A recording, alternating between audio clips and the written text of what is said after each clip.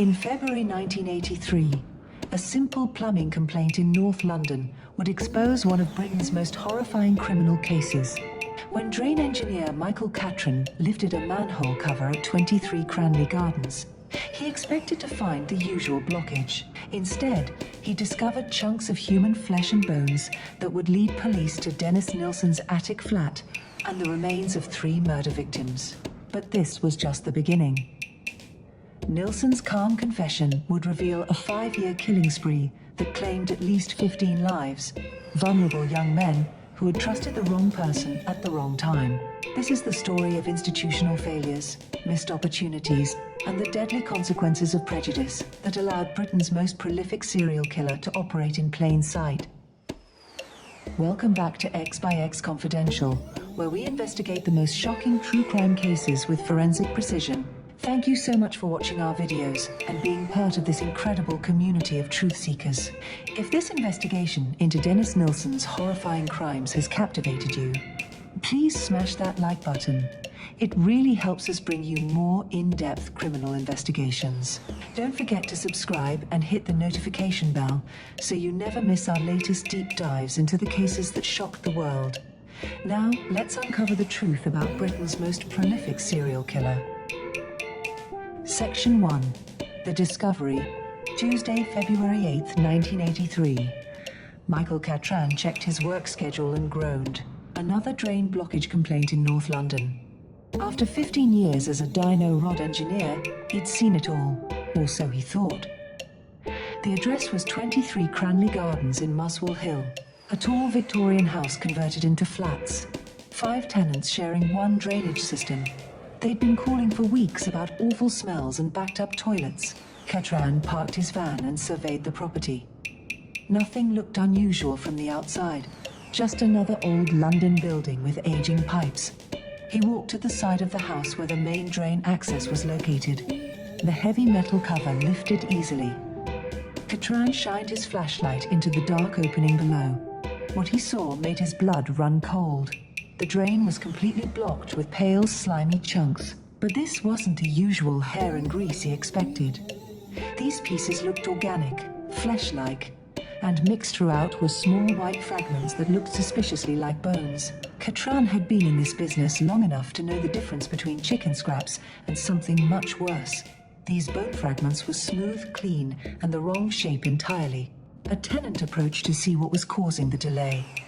Jim Alcock lived on the ground floor and had been complaining about the smell for days. "Any luck finding the problem?" Alcock asked. Before Cattran could answer, another man appeared from the building's entrance, thin, wearing glasses, and dressed like an office worker heading home from his day job. "This is Dennis Nilsen," Alcock explained. "He lives in the top flat." Nilsen peered into the drain with mild curiosity. When he saw the contents, he actually smiled. "Looks like someone's been throwing their Kentucky Fried Chicken down there," he said casually. But Cattran wasn't fooled. He'd seen enough drain blockages to recognize human bone when he saw it. The shape, the size, the way they'd been processed, everything screamed danger. Darkness was falling, and proper investigation would require better lighting. Cattran called his supervisor, Gary Wheeler, and explained the situation. "Cover it up and meet me there first thing tomorrow morning," Wheeler instructed. "We'll figure out what we're dealing with then." Cattran replaced the drain cover, but sleep didn't come easily that night. Those bone fragments haunted his dreams. Wednesday morning, 7:30 a.m. Cattran and Wheeler returned to Cranley Gardens together. When they lifted the drain cover, they discovered something that confirmed Cattran's worst fears. The drain was nearly empty. "That's impossible," Cattran muttered. "It was completely blocked yesterday. Someone had been busy during the night. Someone had cleared away most of the evidence, but they hadn't been thorough enough." In a connecting pipe that led directly to the top floor apartment, Wheeler found what remained: scraps of flesh and 4 distinctive bones that looked exactly like human finger bones. Wheeler examined them under his flashlight. No doubt about it, they were dealing with human remains. "Call the police," he told Cattran. Right now, the emergency response was swift. By afternoon, the bones were at Hornsey Hospital being examined by pathologist David Bowen. His conclusion was unequivocal: human remains. with clear evidence of ligature strangulation. Detective Chief Inspector Peter J. took charge of what was clearly a murder investigation. When other tenants identified the top flat as belonging to Dennis Nilsen, Jay decided to wait for the suspect to return from work. At 6 p.m., that same thin man in glasses walked up to 23 Cranley Gardens, just like any other evening commute.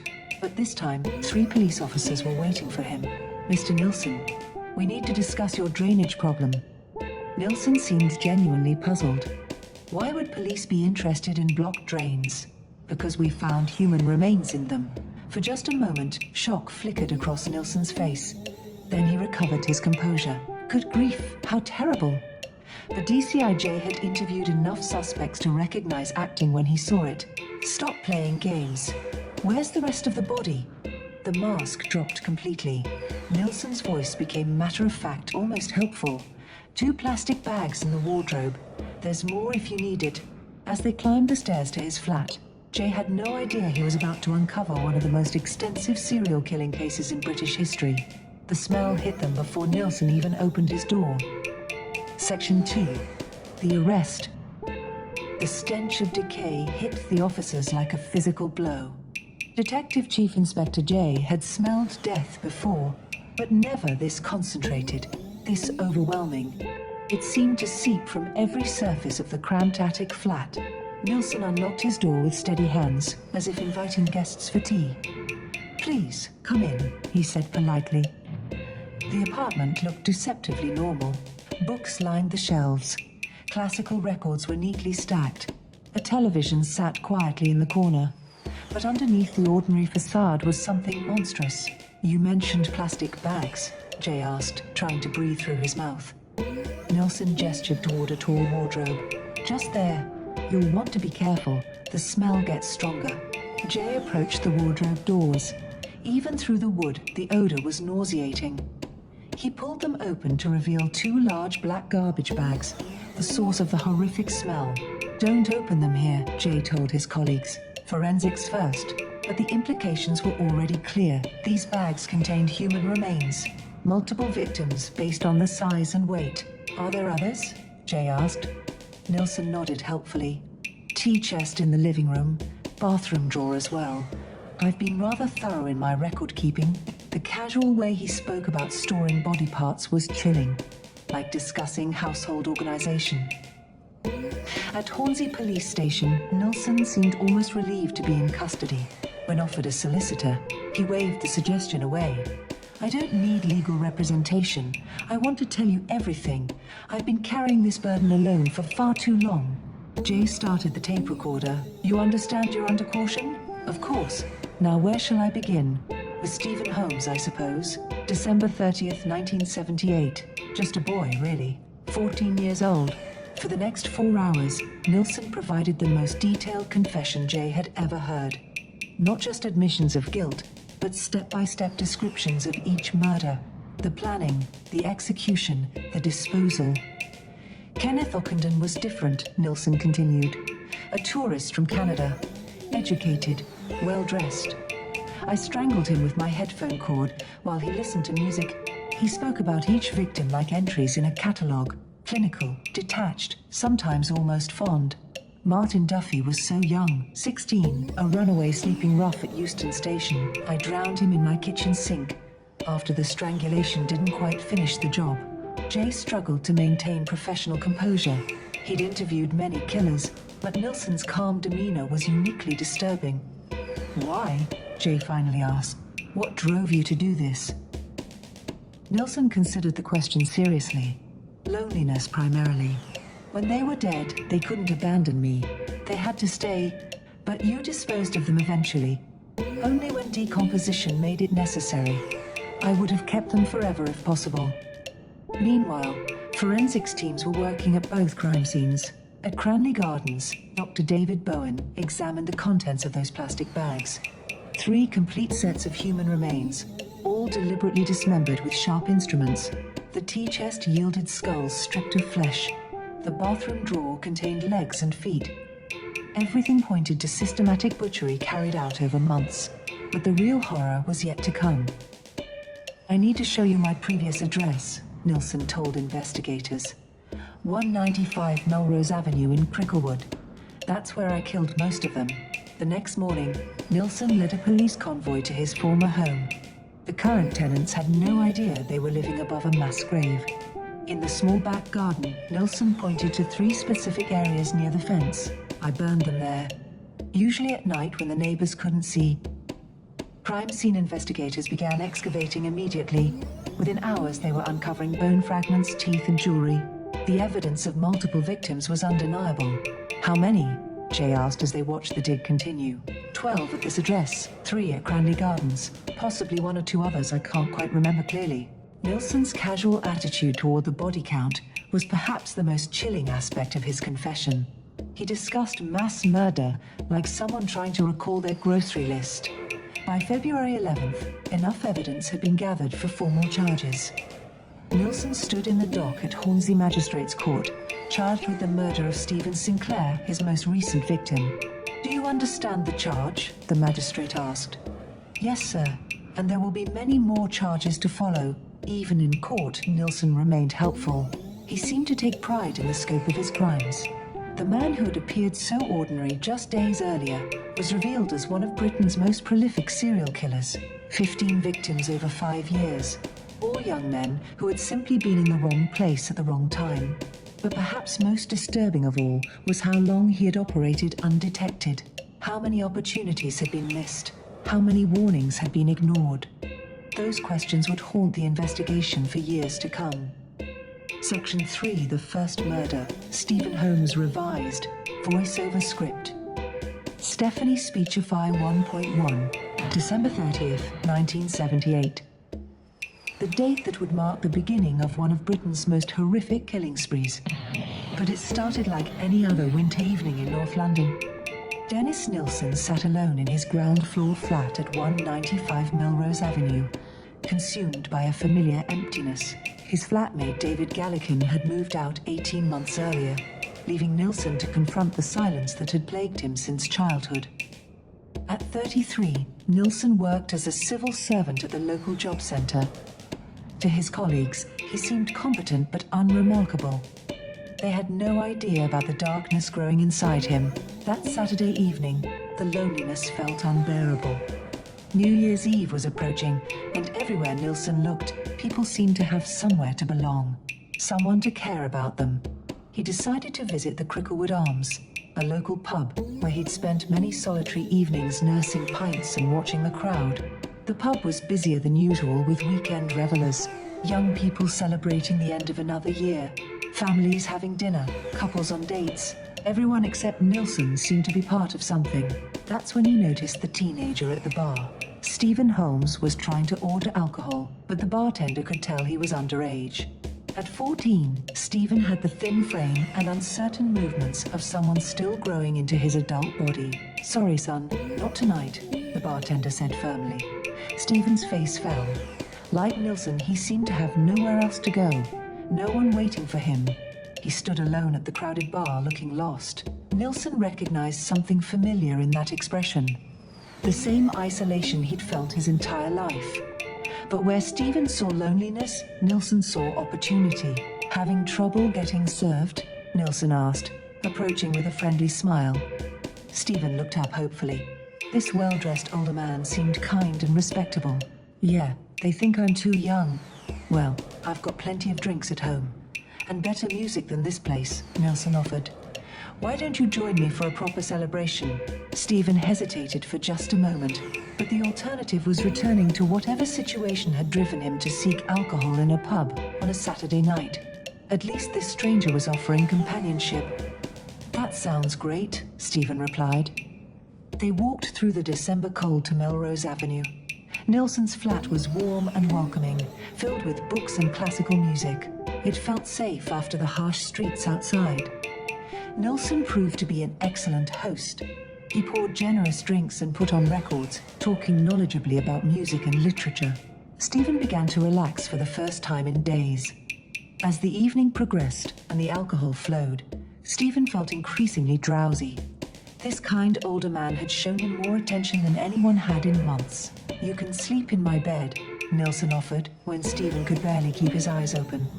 "I'll take the sofa." Stephen stumbled into the bedroom and collapsed fully clothed on top of the covers. Within minutes, he was deeply asleep. Nilsen watched from the doorway. The boy looked peaceful, vulnerable, beautiful in his innocence. And that's when the terrible thought took hold. In the morning, Stephen would wake up. He would thank Nilsen for his kindness. Then he would leave, returning Nilsen to the crushing solitude that had driven him to the pub in the first place. Nilsen couldn't bear that prospect. Moving quietly so as not to wake his guest, Nilsen retrieved a necktie from his dresser. A simple black tie he wore to work every day. He approached the sleeping teenager with the care of someone handling something precious. Then he wrapped the tie around Stephen's neck and pulled. Stephen's eyes flew open in terror. He tried to scream, but no sound emerged. His hands clawed desperately at the ligature cutting off his air supply. His legs kicked frantically against the mattress. But Nilsen was stronger, more determined. He held the tie tight until Stephen's struggles weakened, then stopped entirely. Even then, Nilsen wasn't satisfied. He needed to be absolutely certain. He carried Stephen's unconscious body to the kitchen and filled a bucket with cold water. Then he held the boy's head underwater until there were no more bubbles. 14-year-old Stephen Holmes was dead. But for Dennis Nilsen, this was just the beginning. He spent the next hour carefully washing Stephen's body, as if preparing it for some sacred ritual. He dried the corpse and dressed it in clean clothes, arranging it back on the bed like a sleeping child. "Perfect," Nilsen whispered to himself. "Now you'll never have to leave." For 8 months, Stephen Holmes lived under Dennis Nilsen's floorboards. Nilsen would retrieve the body regularly, positioning it in chairs while he watched television, or placing it beside him in bed during lonely nights. The corpse became his ideal companion. It never argued, never criticized, never threatened to abandon him. But eventually the smell of decomposition became impossible to ignore. Neighbors began asking questions about the strange odor coming from Nilsen's flat. In August 1979, Nilsen built a bonfire in his back garden. He placed Stephen's remains on top of old wood and newspapers, then struck a match. As he watched the flames consume what was left of the 14-year-old boy, Nilsen felt the familiar emptiness returning. The temporary solution to his loneliness was literally going up in smoke. But something else had awakened in him during those 8 months. A knowledge of how good it felt to have complete control over another human being. To possess someone so completely that they could never escape. The memory of that power was intoxicating. "I'll need to do this again," Nilsen realized, as Stephen's ashes drifted into the London sky. Stephen Holmes had wanted nothing more than a drink and some companionship on a cold December night. Instead, he became the first victim in a killing spree that would claim at least 14 more lives. His death was reported as a missing person case, another runaway teenager who had simply vanished into the anonymity of London. No one suspected he was already dead, reduced to ashes in a suburban garden. For Dennis Nilsen, Stephen's murder was a revelation. It showed him that his desperate need for companionship could be satisfied, at least temporarily, through ultimate possession. The boy who had sought kindness had instead awakened a monster. Section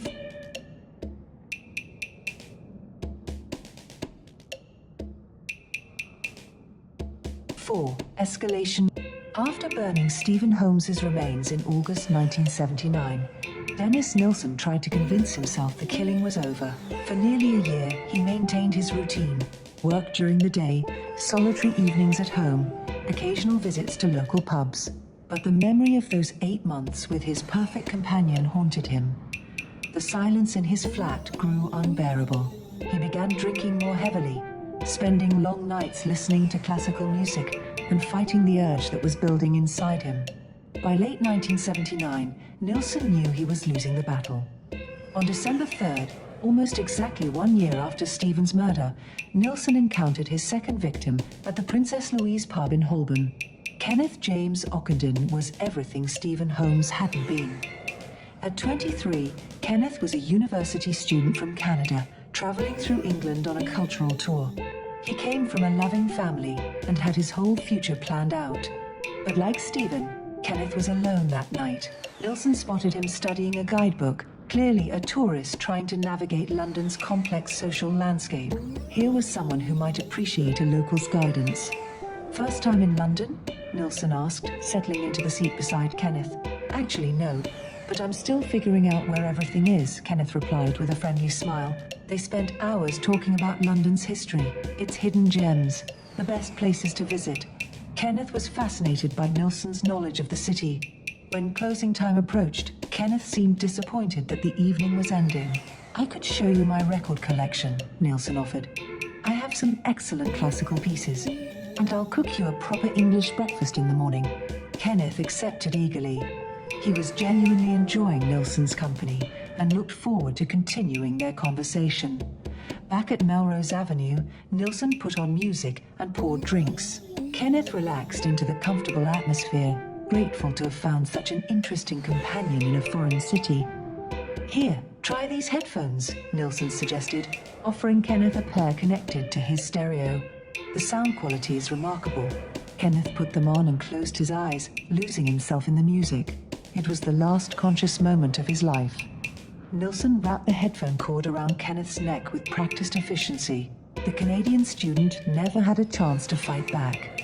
This time, Nilsen felt no hesitation, no guilt, only the familiar satisfaction of acquiring another perfect companion. The next morning, he purchased a Polaroid camera and spent hours photographing Kenneth's body from different angles. Unlike Stephen, Kenneth wouldn't be hidden away immediately. Nilsen wanted to document this acquisition properly. Kenneth's disappearance caused immediate concern. His family in Canada contacted the police when he failed to check in. Missing person reports were filed. Investigators even traced his movements to the Princess Louise pub. But the trail went cold there. No one could identify the well-dressed man Kenneth had been seen talking to. The case joined the growing pile of unsolved disappearances. Meanwhile, Kenneth's body rested under Nilsen's floorboards, occasionally retrieved for Nilsen's companionship needs. 6 months later, in May 1980, Nilsen was returning from a work conference when he spotted his next opportunity at Euston Railway Station. Martin Brandon Duffy was a 16-year-old runaway from Birkenhead who had been sleeping rough for 4 days. Dirty, hungry, and exhausted, he represented exactly the kind of vulnerable victim Nilsen preferred. "You look like you could use a hot meal," Nilsen said, approaching the teenager with practiced compassion. Martin looked up with desperate gratitude. This smartly dressed man seemed like a miracle after days of cold and hunger. "I'd really appreciate that, sir," Martin replied. The routine was becoming refined. A good meal to build trust, alcohol to lower defenses, a comfortable bed to ensure deep sleep, then the ligature around the neck when the victim was most vulnerable. But Martin was young and strong. He woke up fighting for his life, forcing Nilsen to drag him to the kitchen and finish the job by drowning him in the sink. As he watched Martin's life ebb away, Nilsen felt a disturbing sense of efficiency. He was getting better at this. The killing continued throughout 1980. William Sutherland, a 26-year-old Scottish father seeking work in London. An unidentified Irish labourer met at the Crookenwood Arms, a young man of Filipino or Mexican descent who worked as a male prostitute. An emaciated English vagrant found sleeping in a doorway. Each murder refined Nilsen's technique. Each victim taught him something new about selecting targets, building trust, and disposing of evidence. By late 1980, Nilsen was operating like a machine. He had perfected his approach. Target the vulnerable, offer what they needed most, then strike when their guard was down. The storage under his floorboards was reaching capacity. The smell was becoming harder to mask, despite air fresheners and insecticide. Nilsen had to build larger bonfires to dispose of multiple victims at once. He would crown each pyre with an old car tire to disguise the smell of burning human flesh. Sometimes neighborhood children would gather to watch the fires, fascinated by the spectacle. Nilsen found their innocence touching. They had no idea they were watching human beings burn. For Dennis Nilsen, Stephen's murder was a revelation. It showed him that his desperate need for companionship could be satisfied, at least temporarily, through ultimate possession. In September, Nilsen encountered Malcolm Barlow, a 23-year-old epileptic who collapsed outside his flat. Instead of just calling an ambulance, Nilsen helped Malcolm to the hospital and stayed with him during treatment. It was an act of genuine kindness that made what followed even more monstrous. When Malcolm returned the next day to thank his good Samaritan, Nilsen invited him in for a meal. After Malcolm fell asleep on the sofa, Nilsen strangled him with his bare hands. The irony wasn't lost on Nilsen. He had saved Malcolm's life one day, then taken it the next. The power to give and take life was intoxicating. By October 1981, Nilsen had killed at least 12 people at Melrose Avenue, but his landlord's decision to renovate the building would force a change that would ultimately lead to his downfall. As he prepared to move to a new address, Nilsen built his largest bonfire yet. All the remaining bodies under his floorboards went onto the pyre. The flames could be seen for blocks, but somehow no one called the police. Nilsen watched his victims burn one final time, then packed his belongings for the move to Cranley Gardens. He thought the new location might help him control his urges. But Dennis Nilsen was wrong about one thing. The appetite for murder had grown too strong to be satisfied by a simple change of address. Section 5, The Move and Final Murders Revised. Voice-over script. Stephanie Speechify 1.1. 23 Cranley Gardens represented a fresh start for Dennis Nilsen.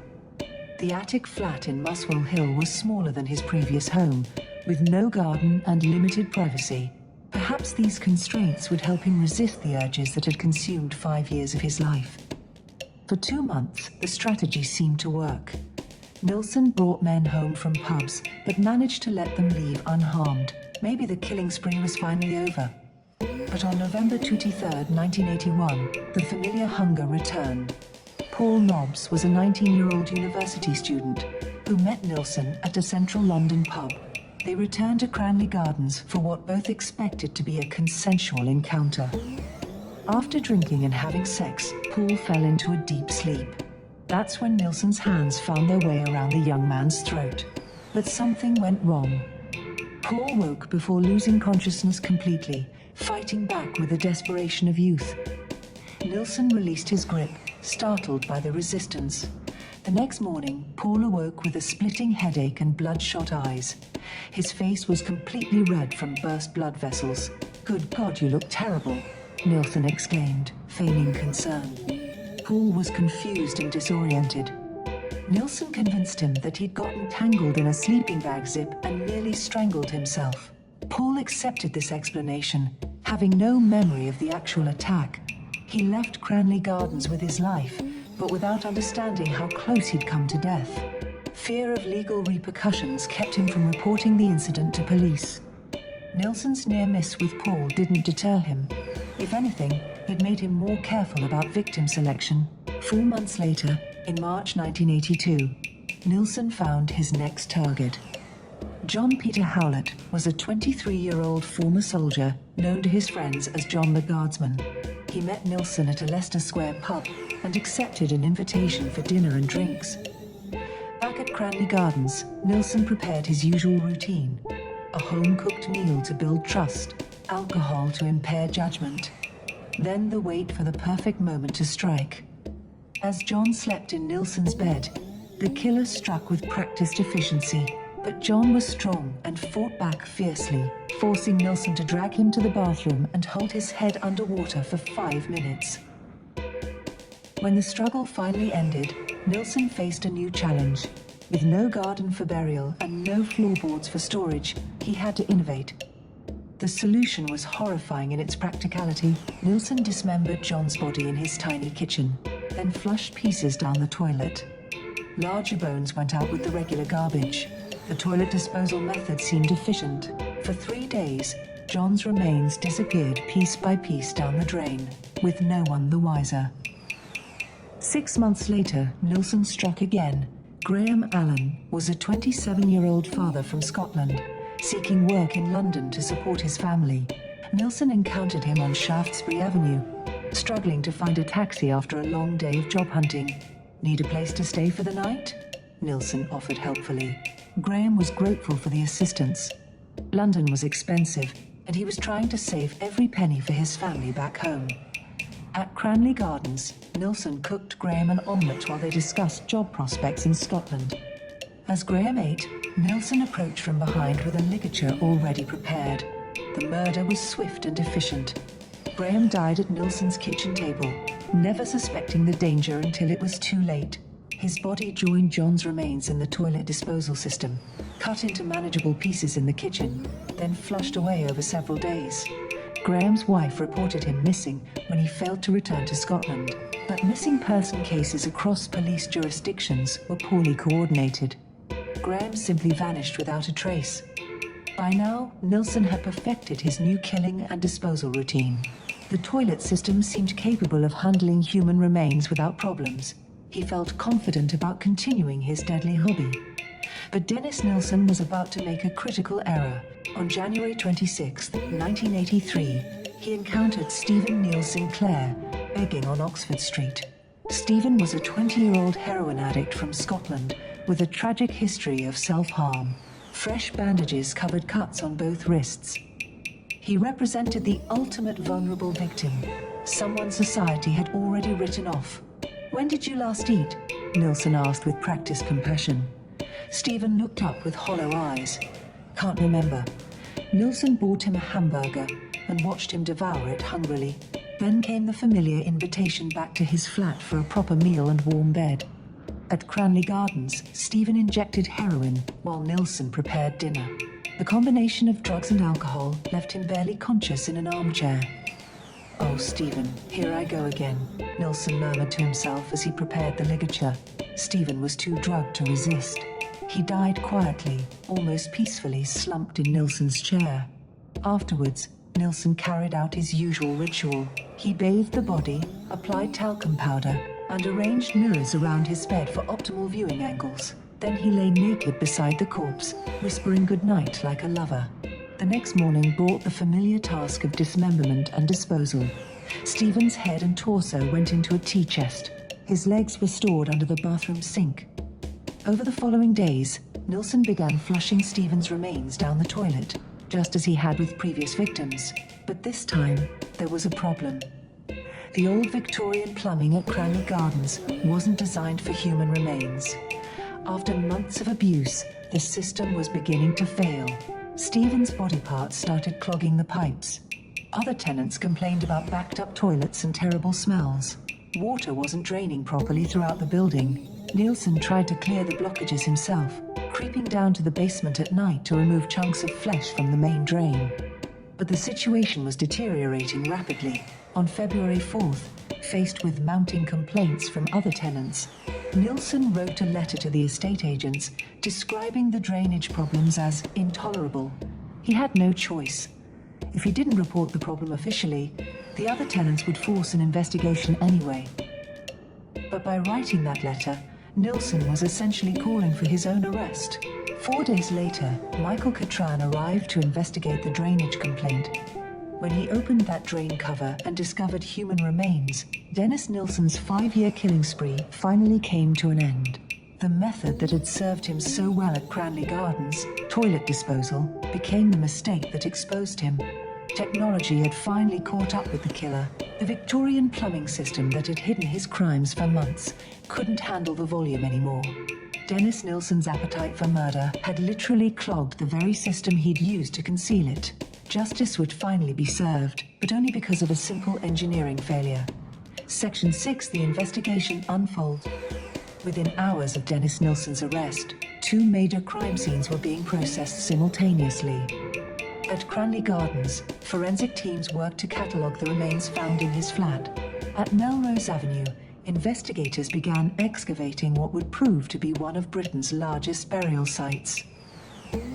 Dr. David Bowen arrived at Hornsey Mortuary to examine the contents of those plastic bags from Nilsen's wardrobe.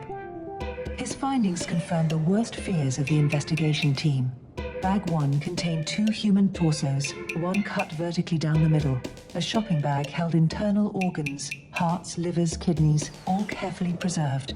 Bag 2 revealed 2 human heads and another torso with arms attached. The hands had been severed and were missing. These dismemberments show considerable anatomical knowledge, Dr. Bowen reported. The cuts are precise and deliberate. This wasn't frenzied violence. It was methodical butchery. The ligature marks on both heads told their own story. Deep grooves around the necks indicated strangulation with considerable force, probably rope or cord. The tea chest from Nilsen's living room yielded even more evidence. A human skull stripped completely clean of flesh, vertebrae, arm and leg bones, all showing signs of deliberate processing. In total, the remains of 3 different men were recovered from the Cranley Gardens flat. All young, all killed within the past 18 months. But this was only the beginning of the horror. At Melrose Avenue, Nilsen led investigators to his former back garden with the enthusiasm of a tour guide. I burned them in 3 different locations, he explained, pointing to areas near the back fence. Usually late at night to avoid attracting attention, the excavation began immediately. Within the first hour, investigators were uncovering bone fragments, teeth, and personal effects. The scale became clear as the work continued. Over 3 days, more than 1,000 bone fragments were recovered from Nilsen's garden. Some showed clear saw marks from dismemberment. Others were charred from fires. Many had been smashed into tiny pieces.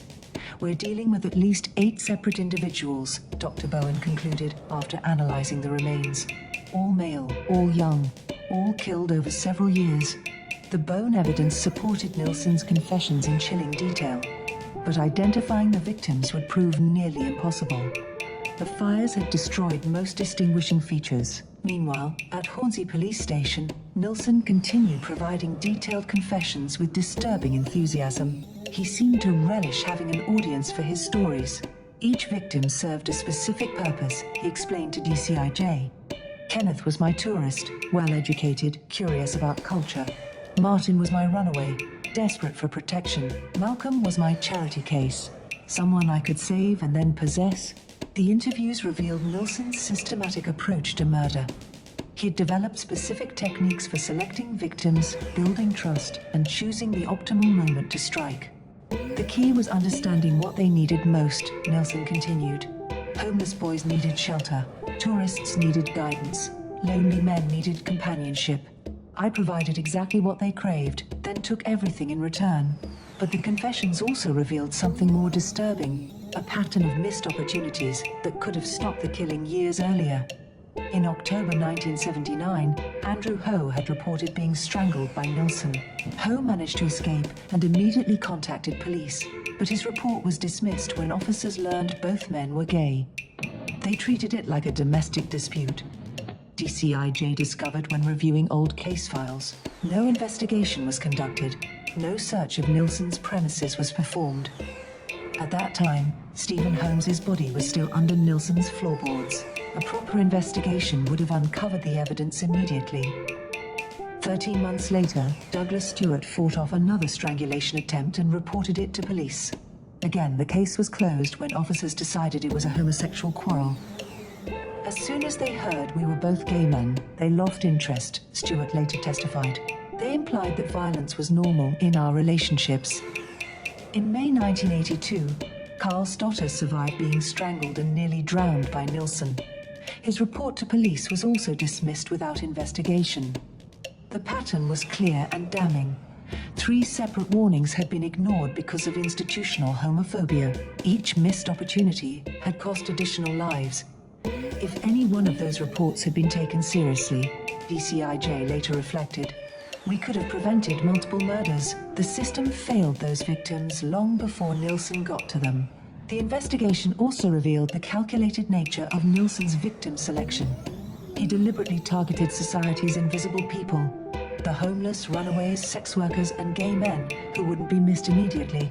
He understood which victims the system would ignore, observed Detective Superintendent Chambers. These weren't random selections. They were strategic choices designed to minimize detection. Nilsen's detailed record-keeping proved both helpful and horrifying.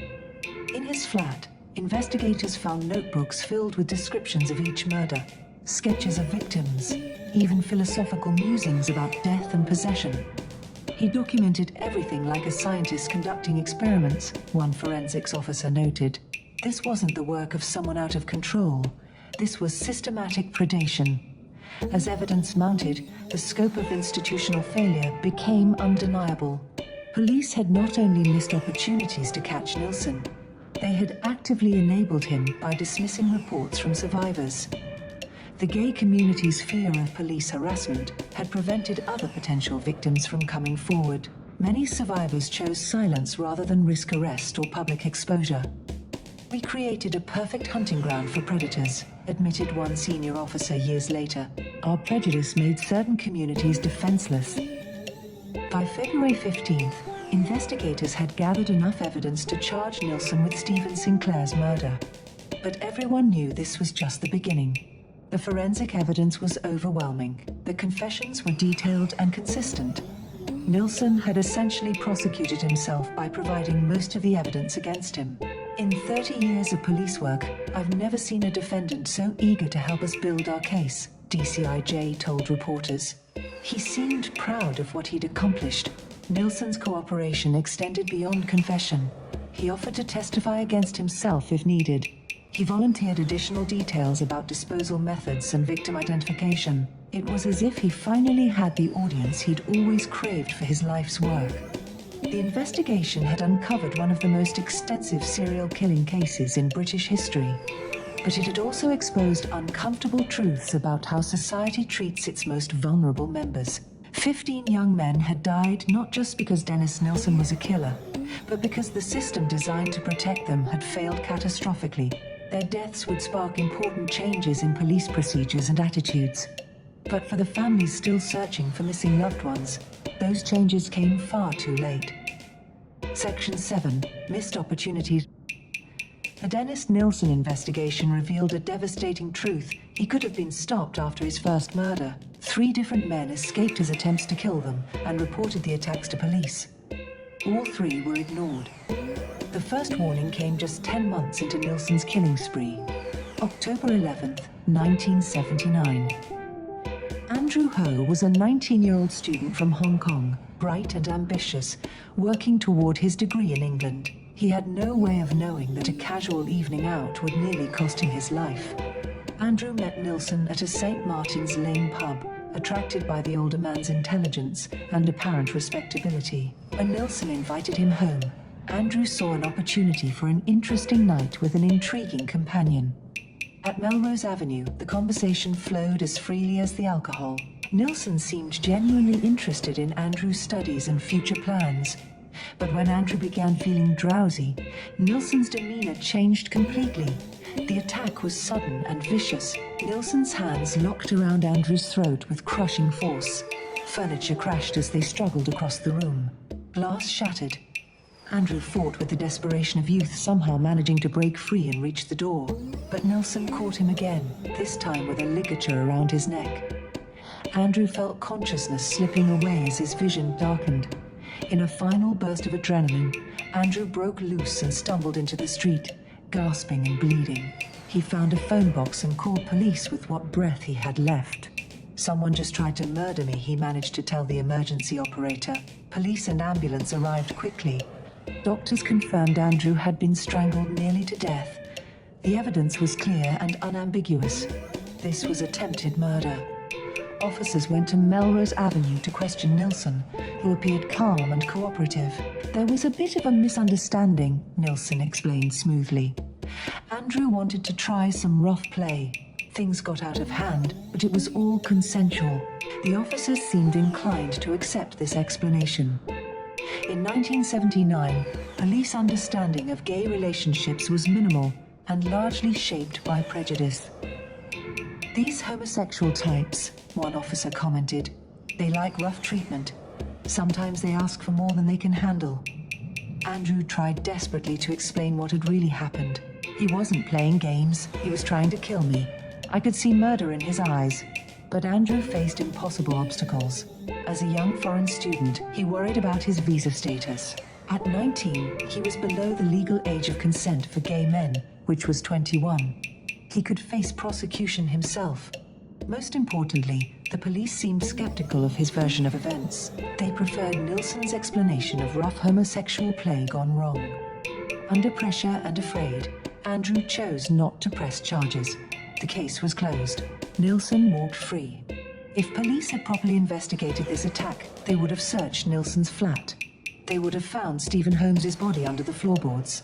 They would have discovered evidence of dismemberment and disposal in the back garden. Dennis Nilsen's killing spree would have ended after one victim instead of 15. 13 months later, history repeated itself with tragic precision. November 1980. Douglas Stewart was a 29-year-old chef living in London. Like many gay men, he was cautious about his sexuality due to ongoing social prejudice and legal restrictions. Stewart met Nilsen at the Cricklewood Arms, the same pub where several victims had been lured to their deaths. Nilsen's routine was polished by now. Friendly conversation, shared drinks, an invitation back to his flat. At Melrose Avenue, they drank heavily into the night. Stewart began to doze in a comfortable chair, feeling safe in what seemed like a welcoming home. He woke to hands crushing his windpipe. He was strangling me with deliberate intent, Stewart later recalled. This wasn't passion or rough play. This was calculated murder. But Stewart was older and stronger than most of Nilsen's victims. He fought back successfully, overpowering his attacker and breaking free. "Take my money," Nilsen suddenly shouted, loud enough for neighbors to hear. "Take whatever you want." Stewart realized Nilsen was trying to make it sound like a robbery gone wrong. But Stewart wasn't interested in money. He was interested in staying alive. He gathered his clothes and fled the flat. The next morning, Stewart reported the attack to police. The response was depressingly familiar. When officers learned both men were gay, their attitude changed immediately. What had been treated as a serious assault became a domestic dispute between homosexuals. They suggested we'd had too much to drink and things got rough, Stewart later testified. They implied that violence was normal in gay relationships. Stewart insisted this was attempted murder, not a lover's quarrel. But police seemed unwilling to take a gay man's word seriously against a respectable civil servant. No investigation was conducted. No search of Nilsen's flat was performed. By this time, Nilsen had killed at least 6 people at Melrose Avenue. Their bodies were hidden under his floorboards and in his back garden. A proper search would have uncovered this evidence immediately. Instead, Stewart's report was filed away and forgotten. Nilsen remained free to continue killing. 18 months later, the pattern repeated one final time. May 1982. Carl Stotter was 21 and struggling with depression after a failed relationship. He was drinking alone at the Black Cat pub in Camden when Nilsen approached with practiced sympathy. Nilsen could sense emotional vulnerability like a predator scenting wounded prey. Carl was exactly the type of victim he preferred, young, lonely, and desperate for human connection.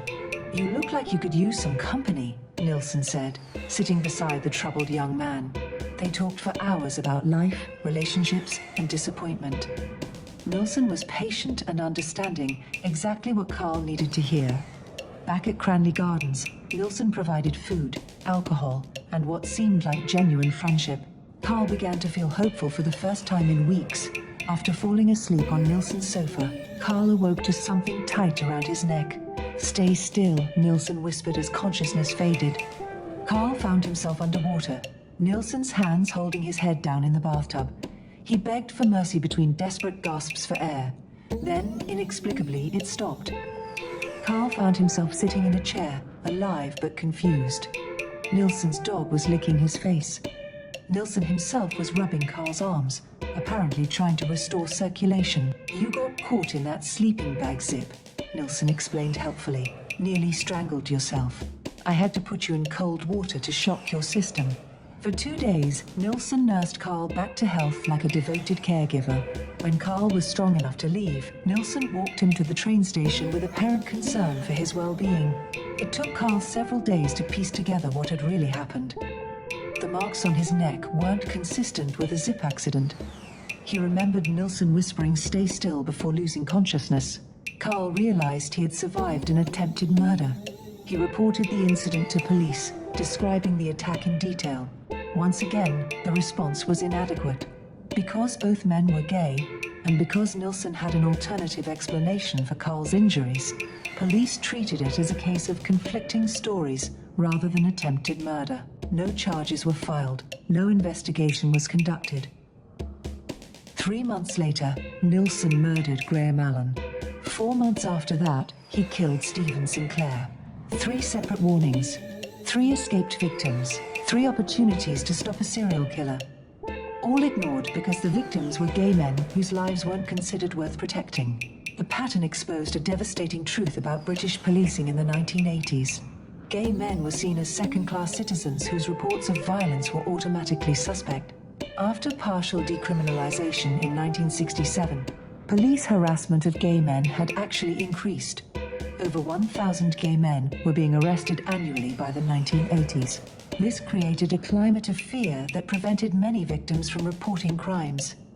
Even when they did come forward, institutional prejudice ensured their reports were dismissed.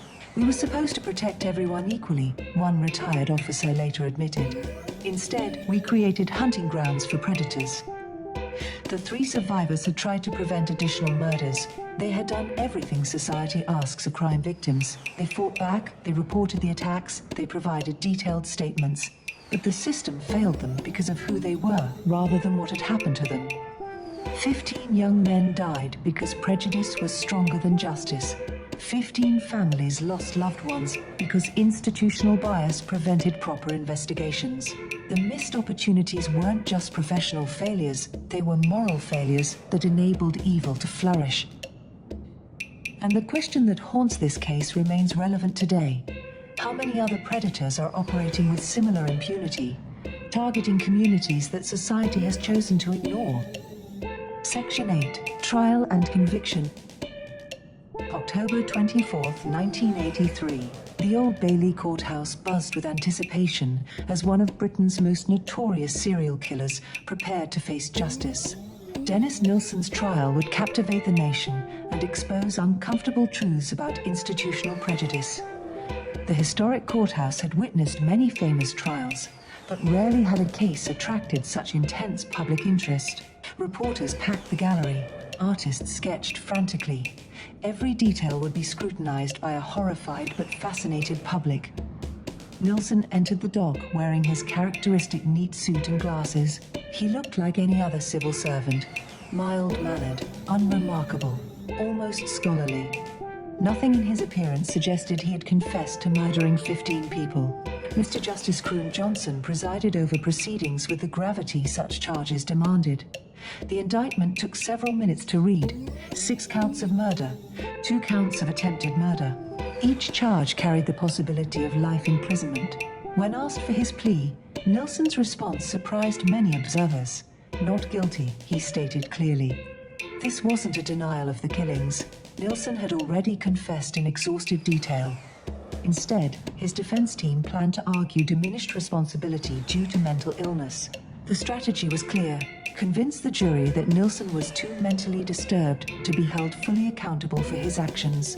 If successful, the charges would be reduced from murder to manslaughter.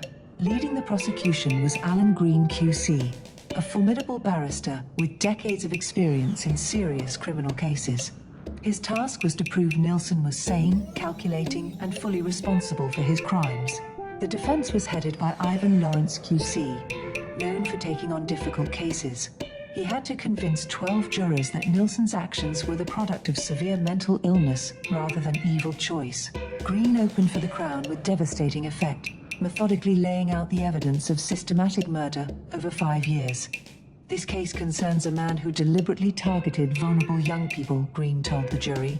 "He lured them with promises of safety and companionship, then murdered them for his own twisted gratification." Green emphasized the calculated nature of the crimes, the careful victim selection, the practiced disposal methods, the elaborate efforts to avoid detection. These were not impulsive acts of violence, Green argued. They were planned executions carried out with ruthless efficiency. To support this argument, Green read extensively from Nilsen's own confessions, hour after hour of clinical descriptions detailing each stage of the killing process. At the precise moment of the act of murder, Green quoted, "I believe I am right in doing the act." This statement, Green argued, proved Nilsen understood his actions and believed them justified. Clear evidence of sanity and premeditation. Physical evidence reinforced the prosecution's case. The cooking pot used to boil victims' heads, kitchen knives for dismemberment, the headphones that strangled Kenneth Ockenden. Each exhibit told the same story: systematic killing carried out with methodical precision. But the most compelling prosecution witnesses were the men who had survived Nilsen's attacks. Douglas Stewart testified first, describing his November 1980 escape from Melrose Avenue. His voice remained steady as he recounted the attempted strangulation and his successful fight for survival. He knew exactly what he was doing, Stewart told the jury. When I overpowered him, he immediately shouted about robbery to mislead potential witnesses. That shows clear thinking, not mental illness. Paul Nobbs followed, explaining his narrow escape at Cranley Gardens. He described waking with bloodshot eyes and facial bruising, convinced by Nilsen's story about a sleeping bag accident. He seemed so concerned about my welfare, Nobbs testified. It wasn't until later that I realized how close I'd come to death. Carl Stotter provided the most dramatic testimony, his voice breaking with emotion as he described being strangled and nearly drowned. He whispered, "Stay still," as he choked me, Stotter recalled. Then he held my head underwater until I almost drowned. But afterwards he nursed me back to health like nothing had happened. The prosecution argued this behavior proved Nilsen was in complete control. If he could choose to save Carl's life, he was choosing to take other victims' lives. The defense faced an uphill battle against such overwhelming evidence. Lawrence's only hope was to convince the jury that Nilsen suffered from severe mental illness that prevented him from controlling his actions. Two psychiatrists testified for the defense, each offering complex diagnoses of Nilsen's mental state. Dr. James McKeith described Nilsen as suffering from multiple personality disorders that impaired his ability to form normal relationships or empathize with others. Mr. Nilsen treats people as objects rather than human beings, McKeith explained. He cannot experience normal emotional responses that prevent most people from committing violence. Dr. Patrick Gawley went further, diagnosing Nilsen with borderline narcissistic personality disorder with episodes of dissociation from reality. During these episodes, Mr. Nilsen loses touch with normal moral reasoning, Gawley testified. He cannot distinguish between right and wrong behavior. Both psychiatrists pointed to childhood trauma as the root of Nilsen's problems. His grandfather's death and the traumatic viewing of the corpse had allegedly shaped his entire worldview around death and possession. But the prosecution had its own psychiatric expert, who would prove devastating to the defense case. Dr. Paul Bowden had interviewed Nilsen 16 times, spending over 14 hours analyzing his mental state and behavior patterns. Bowden's conclusion was unequivocal. "I found no evidence of mental illness that would diminish Mr. Nilsen's responsibility for these crimes." Mr. Nilsen is manipulative and abnormal, Bowden continued, but he is not insane. He understood the difference between right and wrong. He planned his actions carefully. He took deliberate steps to avoid detection. Bowden pointed to Nilsen's behavior after the murders as proof of his sanity. The careful disposal of evidence, the lies to police and neighbors, the ability to maintain normal work relationships while storing bodies at home. These are the actions of someone who fully understood the consequences of his behavior, Bowden explained. Not someone suffering from mental illness. After 2 weeks of testimony, the case went to the jury on November 3rd. They faced a complex decision about the nature of criminal responsibility and mental illness. For 2 days, the 12 jurors deliberated in private. On November 4th, they returned to a packed courtroom. On the charge of murdering Stephen Sinclair, how do you find? Guilty. The pattern continued through each count. Guilty of 6 murders. Guilty of 2 attempted murders. The jury had rejected the diminished responsibility defense. They found Dennis Nilsen fully accountable for his crimes. Nilsen showed no emotion as the verdicts were announced. He stood motionless in the dock, staring straight ahead as his fate was sealed. Mr. Justice Croom Johnson then delivered one of the most significant sentences in British criminal history. "Dennis Nilsen, you have been convicted of multiple murders spanning several years. The jury has rejected your claim of mental illness. They have found you were in full control of your actions when you committed these horrific crimes. I sentence you to life imprisonment on each count, to run concurrently." I recommend you serve a minimum of 25 years before being considered for parole. At 38 years old, Nilsen would be at least 63 before possible release. In practical terms, it was a life sentence. Some spectators applauded the sentence. Others sat in stunned silence, processing the magnitude of what they had witnessed. As Nilsen was led away to begin his sentence, questions remained about the broader implications of the case. How had institutional prejudice enabled such extensive killing? What did this case reveal about society's treatment of its most vulnerable members? Justice had been served in the courtroom. But real justice, the kind that protects innocent people before they become victims, would require much deeper changes. The trial was over, but the reckoning with systemic failure was just beginning. Section 9, Epilogue. Justice and Reflection. Dennis Nilsen began his life sentence at Wormwood Scrubs Prison, entering a system that would contain him for the rest of his natural life. Within months, authorities decided his minimum 25-year term was insufficient for the scale of his crimes. In December 1994, Home Secretary Michael Howard upgraded Nilsen's sentence to a whole-life tariff, Britain's most severe punishment. Nilsen would never see freedom again. He accepted this decision without protest, perhaps understanding that some crimes transcend the possibility of redemption. Prison life proved dangerous for Britain's most notorious serial killer. In December 1983, just weeks after his conviction, inmate Albert Moffat attacked Nilsen with a razor blade, leaving wounds that required 89 stitches. The assault sent a clear message even among criminals.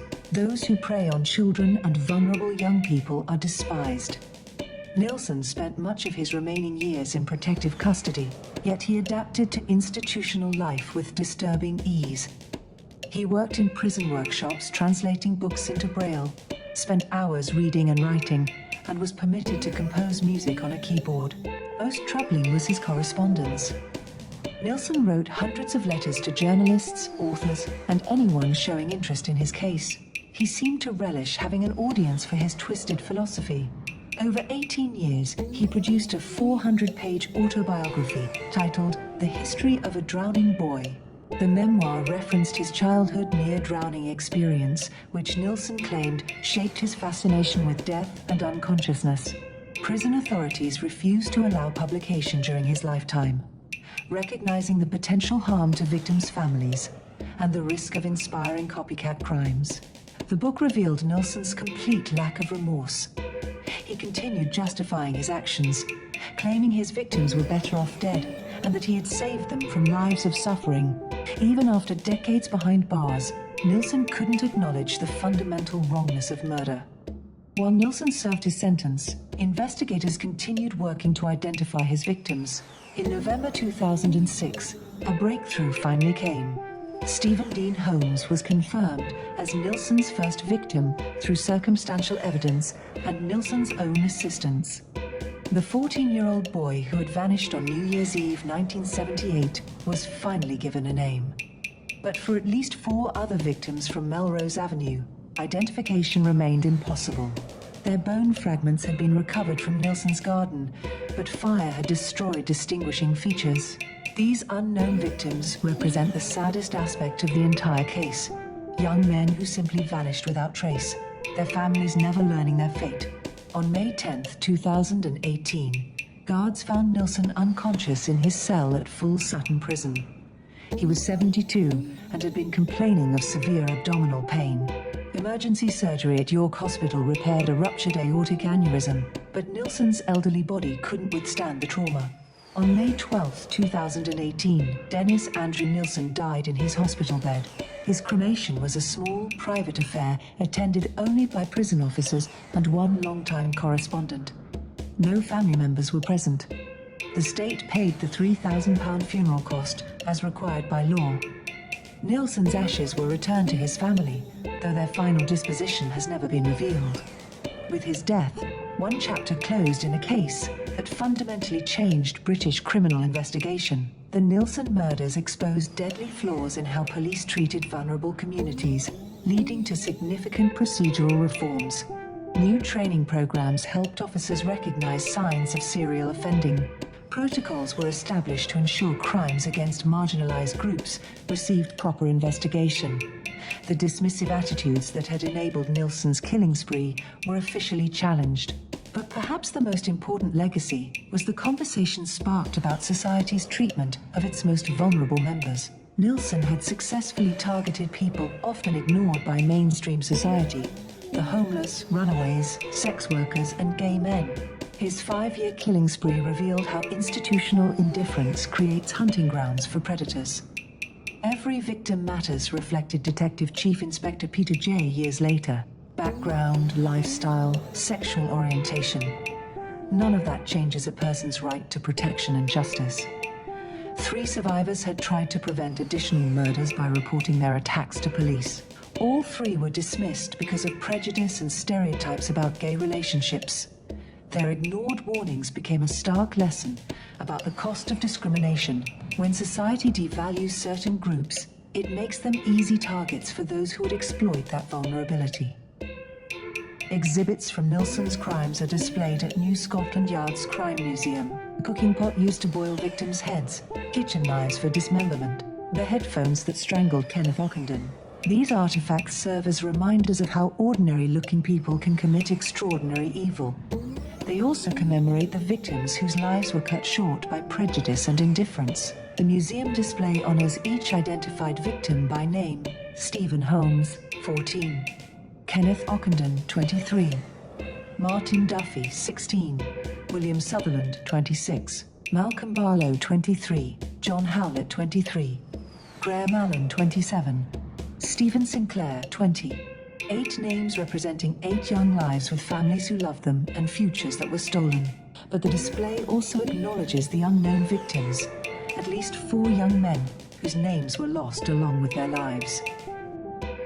In 2021, Nilsen's autobiography was finally published, providing new insights into his psychology while confirming his complete lack of remorse. Even in death, he remained unrepentant. The book's release sparked debate about giving platforms to killers, but many argued that understanding evil is crucial for preventing future crimes. We must ensure that no community is ever again considered expendable. In their honor, we must demand that every victim matters. In their name, we must never forget that the price of prejudice is always measured in innocent lives lost. Thank you for joining us on this disturbing journey into the Dennis Nilsen case. The institutional failures that enabled his killing spree serve as a stark reminder that justice requires vigilance and the courage to protect society's most vulnerable members. What do you think could have been done differently to stop Nilsen sooner? Share your thoughts in the comments below. I read every single one and love hearing your perspectives on these complex criminal cases. If you found this investigation as compelling as I did, smash that like button and subscribe for more forensic-style true crime documentaries. Hit the bell icon to get notified the moment we release our next deep dive into criminal history. Until next time, stay safe and keep seeking the truth.